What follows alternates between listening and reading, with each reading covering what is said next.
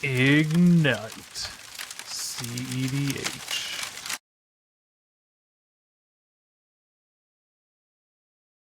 Welcome to Ignite CDH, where we talk about all things CDH. My name is Joseph. I'm Andrew. And I'm Kevin. And today we're going to have a good holiday conversation, talking about a little bit of spite plays, some overreactions, and just going to talk with each other. We haven't had a podcast where we've talked to all three of us in a little bit. Probably it's been a couple weeks, right? Yeah. Me and Andrew have like completely opposite schedules.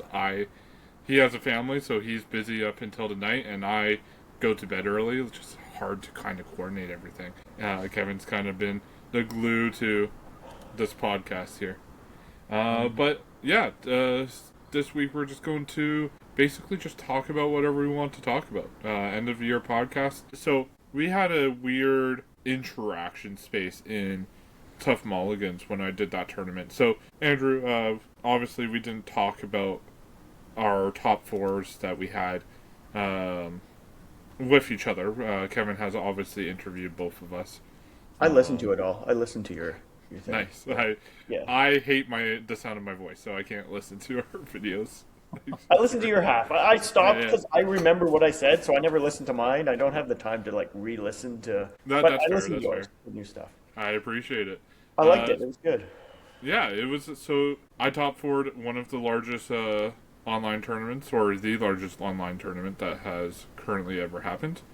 Tough Mulligans. In round one, there was a little bit of a spite play. I wouldn't necessarily call it a spite play, but it was like a directed play that probably wasn't the most opportune. Optimal. Yeah. Optimal. Yeah. I'm sitting there, I'm playing Ral. I'm playing against three decks that kind of shut me down pretty hard. I'm just trying to sit there waiting for my window. And, I sit down, I'm playing against one of my, I would call him a friend, a good friend, someone I play a lot against. And he's like, okay, Ral is scary, keep some interaction. So I'm expecting everybody to keep interaction. So I'm kind of playing slow. Turn 2, get my Ral out. Turn 3, trying to see if there's any opening. And going into turn 4, I believe, there was a Smothering Tithe that Seat 2 played. Seat 1 cast a Commandeer on Smothering Tithe. We resolved the Commandeer. He's playing Kinnan. And we're like, okay, well, we can't let Kinnan have it. Does anyone have this? And Mono Blue Malcolm, the Commandeer's back. And that is fine, but Kinnan kind of got a little frustrated in that interaction. And when it came to the end step of the following turn cycle, Pongnified the Mono Blue Malcolm going into my Ral turn. I heard that. Instead of leaving up the Pongnify for Ral. Which lost them the game. It was like a little bit of a spite move. Malcolm definitely had a scary moment. He is a very strong commander if let untamed, but having the kill spell for Ral is probably more important. I don't think it would have shut me down, so I'm not too concerned about it, but it is a bit of a letting your emotions get a part of the game can really throw off the setting of the game, right? And that's what I try to do. Because I wouldn't think that's a spite play. It's just he's being a bad player in that moment. It's bad threat assessment is what it is. Yeah. That player has a Smothering Tithe. He's going to recast his commander all day. I remember you saying he didn't have many cards in hand. He's not much of a threat, most likely. He has mana to recast his commander. Doesn't matter. The Ral hit is absolutely more important there. But yeah, there's emotions in the game. It happens. It happens in Kevin and I's game with that other player. It happens a lot. I was in our game with Kevin there. I was keeping a Pongify because there's two commanders who have to pay to flip. There was, I forget the Malcolm. Was that Malcolm flip Malcolm? I don't know what it did. You pay 6 mana and then you can cast spells exiled under him for free. And then the Goblin that he Yeah, casts. Green it's, Goblin, yeah. I'll find the names of them one Norman second. Osborn and Green Yeah. Goblin, and I don't know. So he what cracked his Melton flips. LED to put the mana into it. Now, I did have a wrist stick he was going to feed it, but I don't have many counter spells in deck, so I don't know if it would have stopped him through an Ether Swarm It's cannon. Jacob Howkin Inspector. That's the One in one. a blue. Tap, draw a card, then exile the card from your hand face down. You may look at that card for as long as it remains exiled. You may pay 4 and 2 blue. If you do, transform Jacob Howkin Inspector. That's all one ability, so the controller can pay it. When they activate the ability and can't respond. And then it flips into Hawkins Insight. Legendary enchantment. At the beginning of your upkeep, exile the top card of your library face down. You may look at that card for as long as it remains exiled. During each of your turns, you may play a land or cast a spell from among the cards exiled with this permanent without paying its mana cost. So basically, the Norman Osborn player paid 4 mana, cracked his LED to flip his commander, and I Pongified it on the stack, essentially taking him out of the game right there with a single 1 mana Pongify. Yeah. I don't think he really did anything the rest of the game. I think it's really important, like, in a very competitive sense, is to keep a level head. Like, keeping a level head can really change the outcome of how you play the game. And some people have a difficulty staying mellow, staying positive. I know if I have a really horrendous day or if I make a misplay, that can get into my head and cause me to kind of a little bit of spiral. I haven't had that much in CEDH, but I have had it in other experiences. Yeah, and getting back to what I was saying, that is there's a fallacy for that, like shooter's fallacy or something in basketball, right? If some guy's hot, say Steph Curry's hot, he makes 4 threes in a row. Some people like to bet, oh, he's going to make the next 3. Well, the next 3 doesn't matter at all about those previous ones. It's Yeah. all an individual thing. So it's like I try to, it's not perfect, it's tournaments. I try to keep a level head, like each game is a new game. You know, just try to, people are going to make misplays and do that all the time. They're playing their own deck, everyone's out to win. Just try to play your deck the best. And I found, personally for me, lower color decks, there's less thinking. Kinnon's a lot easier deck to play than Blue Farm, for example, and that just helps me to keep a level head. I'm not thinking as much. I semi disagree. I'm playing a 2-color deck right now, and it's all the thinking.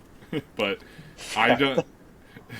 That's a lot. I don't think colors determine the amount of thinking. I think the game plan determines the amount of thinking.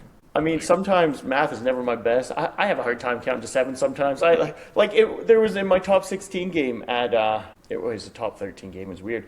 I would Valley Flood Caller with I Phyrexian Metamorphed another guy's Mockingbird that was a Birds of Paradise or something, right? So instead, or a Llanowar Elves. I had a Llanowar Elves. I played Phyrexian Metamorph before I had a Valley in hand, so I know a couple turns later this is going to matter. Instead of just copying my Llanowar Elves, I copied the Mockingbird to copy my Llanowar Elves, turning into a bird. At some point later, I played Nyxbloom Ancient, and then so I'm casting spells and generating mana. But I forgot, I was counting it for 2. I forgot that the thing should have counted for, 4, I guess. Yeah, so it's like Yeah. sometimes it's hard to keep track of things like that. There's a lot going on in any individual game. There's literally 4 brains collaborating simultaneously. Like there's a ton going on, and sometimes mistakes happen. Like it happens to everybody. And I think the best way to kind of look at it is just like, in a sense, move on. It's like you have to take it. You made a mistake. Look at the next choice as a new opportunity to redeem yourself. And sometimes for a tip for people, a good tip is don't say too much. I never thought of that play of making my Phyrexian Metamorph a bird. I was going to have it just be a Llanowar Elves. The player across from me, another Norman Osborn player, just as a joke said, you could have it be a bird. And I'm looking at the Valley Flood Caller in my hand thinking, well, that's not a bad idea. It's better than just being a Llanowar Elves. And the difference of that is I overload a Cyclonic Rift later in the game to end up winning it for me. And that wouldn't have happened if he never said something. I would have just had 2 Llanowar Elves. And Yeah, yeah. in the end, a level mind can get you further in the day than a clutter one. I play my best Magic when I just separate the emotion from it. Absolutely. Yeah. And speaking about playing some Magic, we have some tournaments still coming up that we're not even finished this year. We have a tournament on the 28th hosted by Kevin at Forbes Hobby Shop. Yeah, shout out to Forbes. Great little, great store there in Preston, Ontario. And we changed it up, so now we are guaranteed $500 in prizing, $20 entry. These numbers might change going into the new year, but $20 in entry, $500 store card pricing guaranteed, and 100% proxies, which we weren't doing before. So this is a huge change, and we've like looking at it, we've seen results. 18 people have signed up already. We cap at Yeah, 20. I'm looking at Top Deck right now of So all the. if you want to get in for that, you got to sign up quick.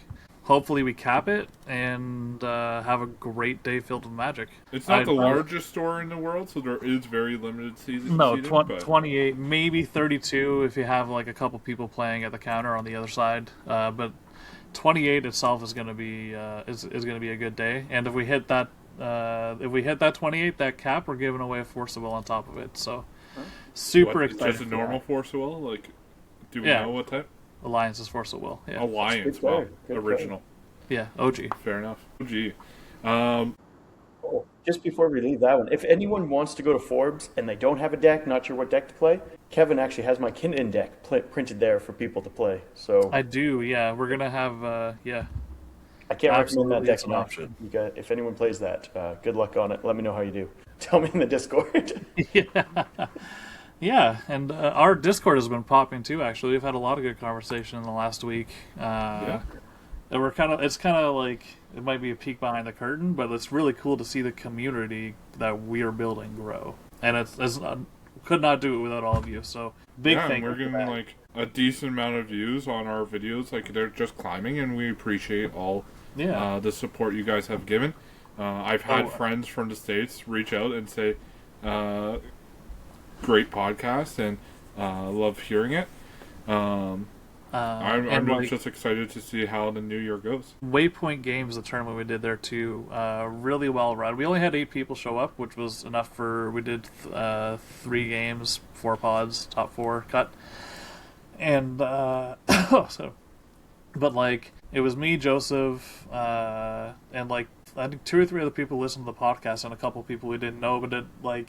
The vibe was like sitting down to draft with your friends. Yeah, it was a nice small tournament. We didn't expect much because it was their first tournament. Yeah, they did a good job running the tournament. Everything ran basically on time, and it got out pretty early. It was a real good weekend for tournaments. Yeah. And going forward here, we have a few tournaments coming up in the new year.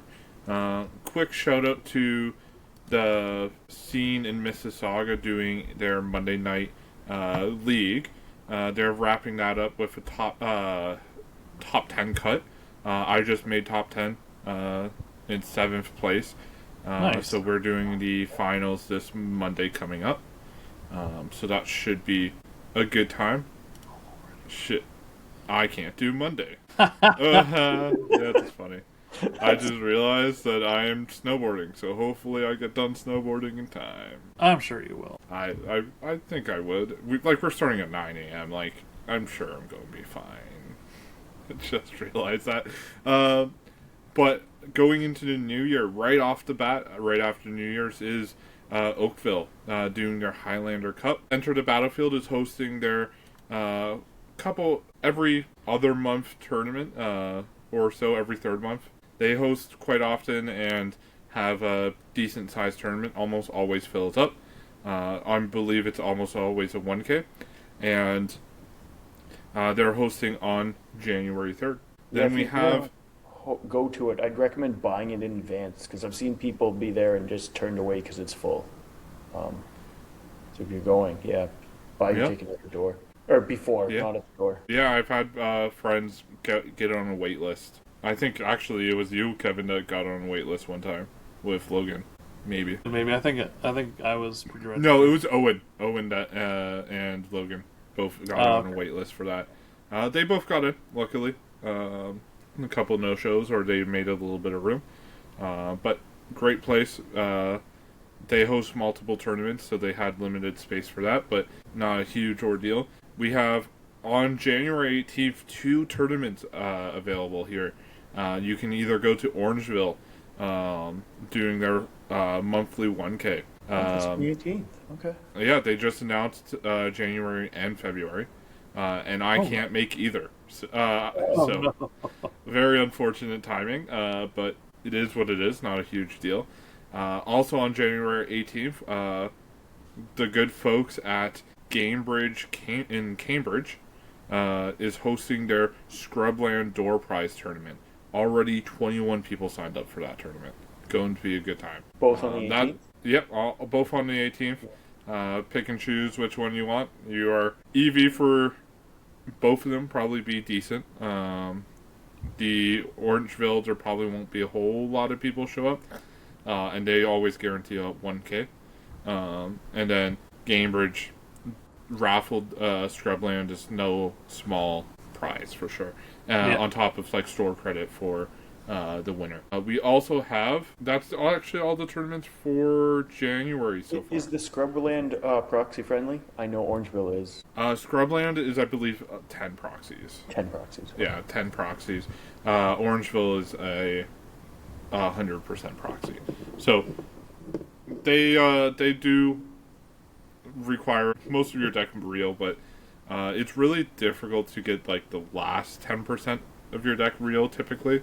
So we'll see. I think there's still going to be a good show out there. I already see a few people signed up that I've recognized their name and see in the podcast, so I'm excited to see what happens there. So it should be a good new year. Yeah, lots coming in the new year. Yeah. So Andrew, do you have any overreactions or any other conversations you guys want to have? Yeah, I can start off with overreact. Is anyone building a deck right now? I've been building an AC deck. This was my first deck, and I've been making that borderline CDH. And I was wondering if, for a Christmas special, if the three of us and maybe a guest from the Discord, we play a game online and record it and post that up at some point. We try it and see how it goes. Yeah, maybe in New Year we'll have time to get a game in and get that posted. I will be excited. I've been personally hard jamming Ral, Monsoon Mage. When I joined playing Magic back in 2012, Return to Ravnica was the first set that was released at that time. I remember opening my first pack and pulling like Hollowed Fountain that I had no idea what it was, and my friend probably lowballed me on the price of it. And the pulling a Veraska in my like second pack felt really good, down at Forbes Hobbies back then, and I've been playing pretty much ever since. My favorite guild was always Izzet, so I was like, when I started playing CDH competitively, I was looking at the red-blue decks and I was like, not super thrilled about them, no offense, Shauna. Like Nymph Izzet wasn't like the most appealing deck to me, and Malcolm Kedis was also not super appealing. So I was just like trying to find something that felt good, and I landed on like Kinnan as my very first deck going into Talion for like my second, and then Atraxa, but never found a good deck to fill that want to play an Izzet deck. And right now I've been loving Ral. Ral has been really fun. It's really hard. There's a lot of zones to track, so it's taking a lot of practice to feel good at it. But it's like paying off. At the same time, people are expecting it more and realizing how to beat it. And my games have gone to a lot of draws because of it. But we'll see. We'll see what the long term holds for Ral. Yeah, Sweet. Yeah. I'm sure that would be easy to keep track of all those triggers on camera there. I have Ral Storm, nice. Normal Storm. Oh, I've had those in reverse. That's awesome. That's Fix the Um, typo. Oh no. Yeah. I have Ral Flip, and I have multiple trigger tokens to keep track of my stuff on camera. I always use this for helping me count my mana if on camera. Oh yeah, I have this little guy here. Oh, nice. That's From another YouTube channel. That's a good card. They've worked with into. They did a charity thing with into the Ice, I believe. Thing in the Ice, sorry. And I put $5 to charity, and they sent me some tokens. So I'm Nice. been playing with those. The white treasure token that you've seen me play with on the weekend was that. There it is. I was looking for it. Was from Thing in the Ice. Awesome. No, Far North MTG. My bad. I'm getting people mixed up. My brain is fried. Happy holidays. Yeah. So those Thing in the Ice is the Orc Army token. Okay. That came with it. So I wasn't wrong. I was just jumbled up. But it was Far North that sent it. Okay, so Far North podcast, not... Yeah. Okay. Yeah. Not the... gameplay, I believe. But yeah, they been a really good time. Lots of things to track. I had to pick up a lot of more D20s and trying to... I've been playing it mainly on webcam, so I've been trying to track it quite well, but I lose to Counterstorm a lot. Mm-hmm. It happens. What are you playing right now, Kev? I'm still on Ang. Did a Staxy list this past weekend, and I think I liked it better than just the turbo list. There's more like interactive games went longer, but that meant that I was able to like have a chance in those games. Most games I at least put a win attempt on the stack, so it's been good. I'm enjoying playing Ang. I'm not sure where I'll sit for Blue Farm versus Ang in the future. I kind of want to keep up with Blue Farm a little bit, but it's been good. I feel like Blue Farm will be like your big tournament deck, like I want to win type situation, where Ang is like, it's okay if I don't win, but I'm going to have a good time deck. Yeah, I mean, I converted both tournaments this weekend on Ang, so Yeah, it's not bad at all. definitely still has that Brewers advantage to it, though. A little but bit, the yeah. stacks build was annoying for me. Deafening Silence in the first game we played was like, I literally can't beat a Deafening Silence and this Aethersworn Canonist. I'm just sitting there hoping for this game to probably be a draw, which it was. The second game, I didn't get a chance to pop off, but it wasn't because of you, really. So it is what it is. Still had a good time. I like the Yang deck. I kind of want to play it once or in the future, but I don't feel like building it. The stacks version of the list means that I can play it into an Itali meta, and it's much safer. I think Stacks is in a really good place right now. If you build a Stacks decks, especially like Ang, like because that game that we were at, like it was some weird interaction with the stifle and stuff that slowed you down. Like you were in a really good spot with that Aethersworn Canonist. And then later, I was probably a turn away from putting the win on the stack when you won the game. Yeah, and you were in a really good spot, like, and you know there was some slows you down in that, right? Yeah. And like if I didn't have the Valley Flood Caller there, like you're gonna run away with that because that helped me, you know, like. So Cam from Play to Win on their recent podcast, I believe, Cam and Dylan, were talking about like the meta game shifts, where when I started it was mid-range hell. Everything was like revolving around this concept of mid-range hell. Dockside was running rampant. The longer the game goes, the better for most people. Blue Farm is at the top. Kinnan is at the top. Sisse was at the top. And the meta has kind of shifted where the top decks recently have been kind of more on the turbo side. Absolutely, yep. Tolly won the biggest tournament in existence, doing the top deck open. There's been a lot of RAW wins. There's been a lot of other like turbo-esque deck wins, and the concept is when mid-range is strong, turbo gets better, and then when turbo is strong, stacks gets better, and it kind of goes in this endless triangle where now turbo is strong, let's put stacks in our decks, and then mid-range beats stacks, so let's go mid-range, and then turbo beat mid-range. We went over this on the podcast a little while ago, me and Andrew. Yeah.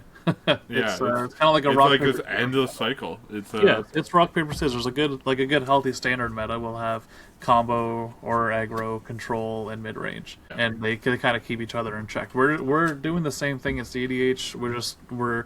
People are so. And not to blame content creators, like we're in that space, but some people are just so quick to hype about this is a turbo meta. This turbo meta is super bad. Well, in like 3 months, it's going to switch to a stacks and then a mid range meta, and then everything's going to be, oh, it's mid-range hell, and this sucks, and games are taking forever. So, right? We're just you have just to realize rotates, and I have a little bit of everything built. That spectrum just moves.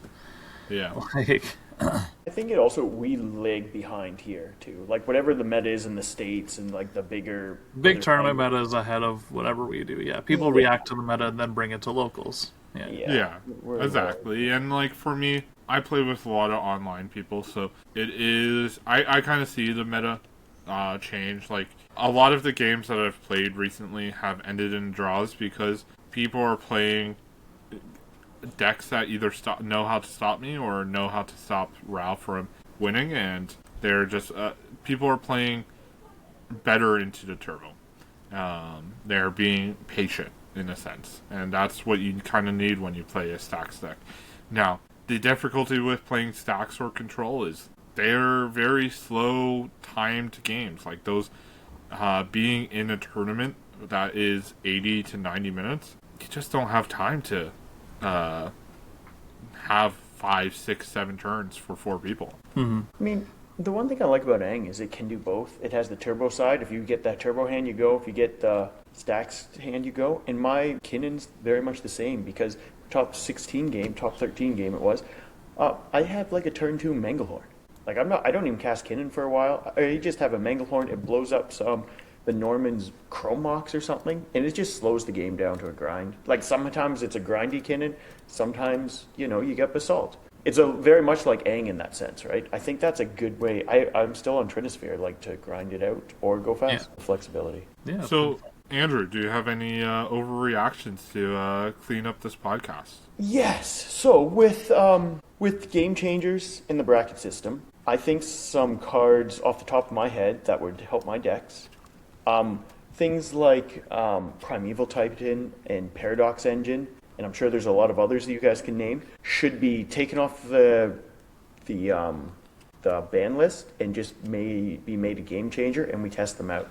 I think Commander's changed a long time since they got banned. Oh, the big Emrakul, the Aeon's Torn. I think Commander's changed a long time since then. If you're paying a 13 mana creature, Paradox Engine's about 5 mana. Primeval Titan is, I don't even know if it goes in Kinnon. It probably does. I tested out, but Paradox Engine is 8 mana and Emrakul is 15. But yeah, yeah, even worse. Like you know what I mean? Andrew has never played with these cards before. I know. Yeah, I've never played with them. They don't seem that broken to me. I tested out Enjoyer, but I don't know. Paradox Engine is absolutely busted. It's rightfully banned, I think. We could go over every card on the list.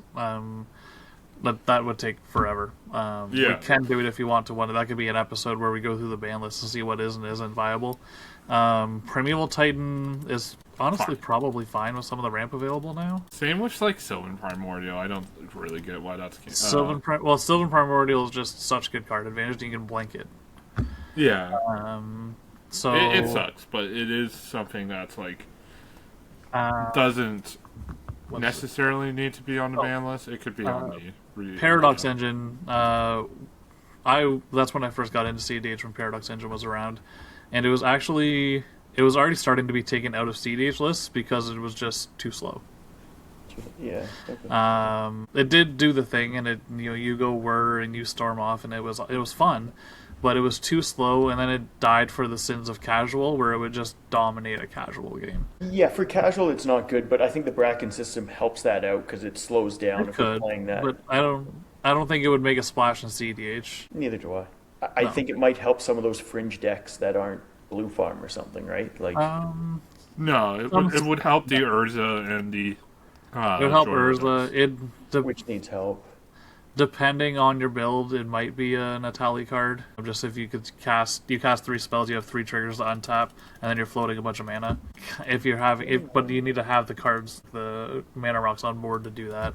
Doesn't help you cast a turn 2 Atali. I don't even know if they put it in. Yeah. It doesn't help for the. There's definitely cards that on the ban list I do not want removed. So yeah. Oh yeah, there's some. I'm just talking. I brought up a couple of those. Like I don't think Emrakul really changes much. Maybe Atali you put it in, but it doesn't help you cast Atali.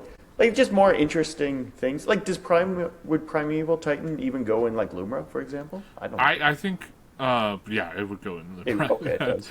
It easily goes in Lumra.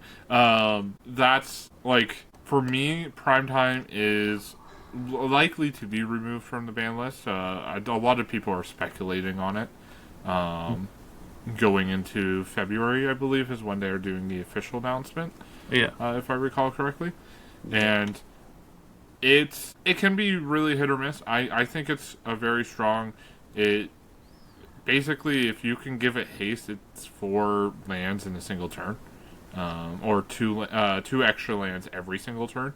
Like, it is very strong. Oh, so it's an ETB and attack trigger? Is that what it is? Yeah. Oh, it's an yeah, okay, that's ETB. broken. Like, see, I got my copy already, because if it comes unbanned, I'm going to put it in Kinnan and try it. Yeah, that's really Yeah, good. it is very strong. I don't know if it goes in Kinnan. Like, Kinnan is like doesn't super care about lands. They want mana dorks. But with the release of Badger Mole Cub, lands become a lot more relevant. It just doesn't necessarily work directly with Kinnan.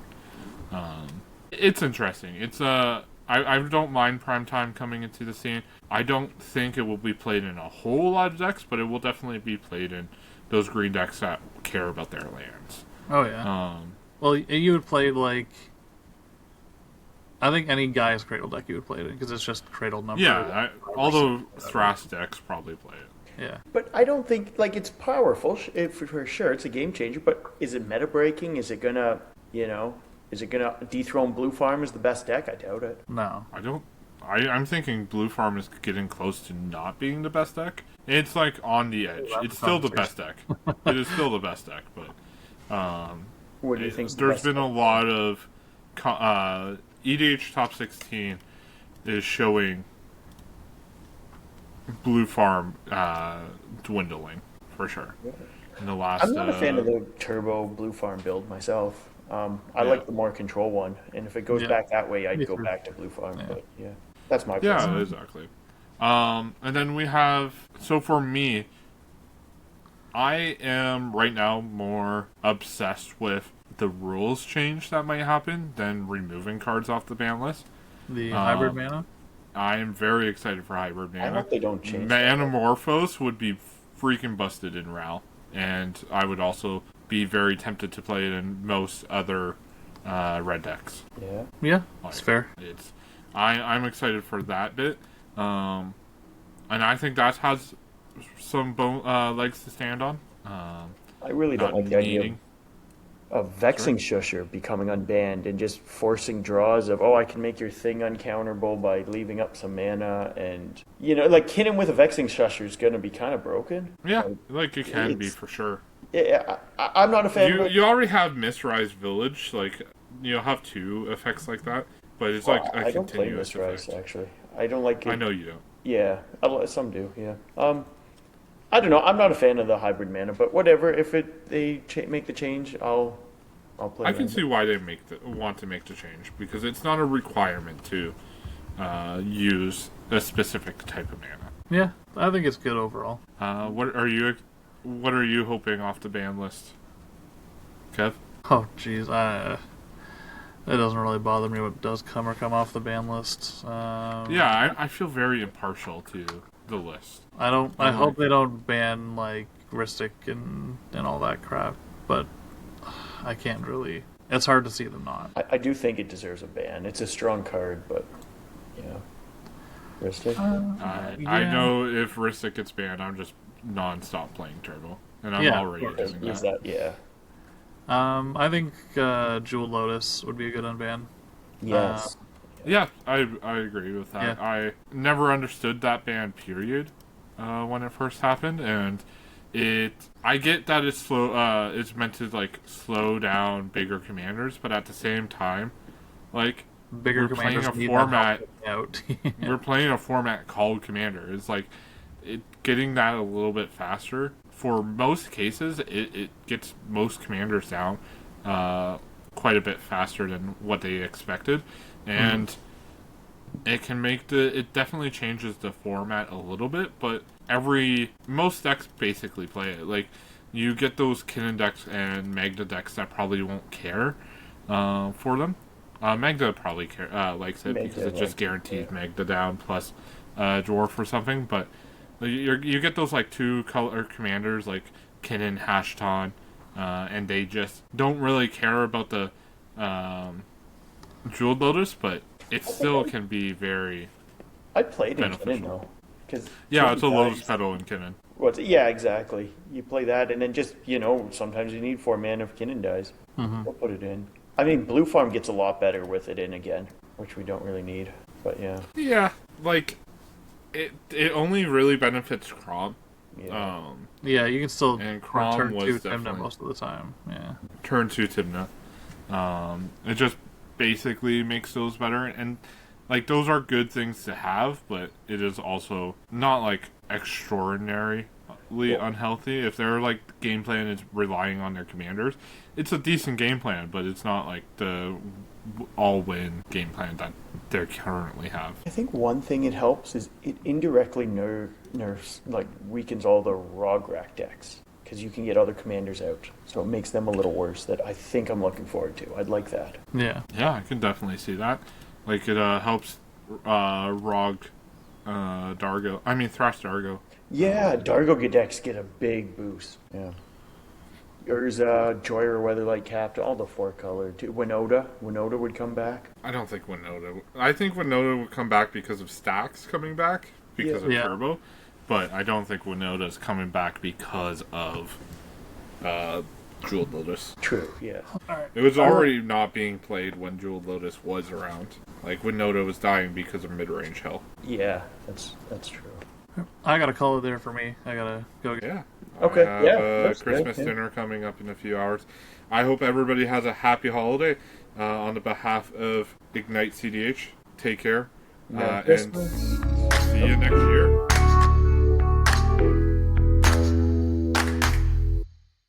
My name is Joseph. I'm Kevin. Andrew. Should we, My name is Joseph. let's redo Oh, that. that's fine. We're good.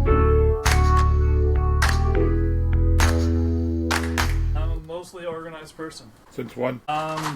It's on and off, but hey, I get the podcast out pretty much on time almost every week. Yeah. That's the most consistent thing I've done other than go to work. And be exactly 5 minutes before every tournament. Hey, I get there on time most of the time. 60% of the time it works every time. I'll give you a little higher.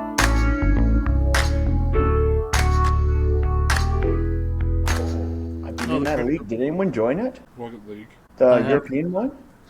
No. I haven't Look at played a the game of Magic. standings. I don't know if you can see that. I'm currently in second. Nice.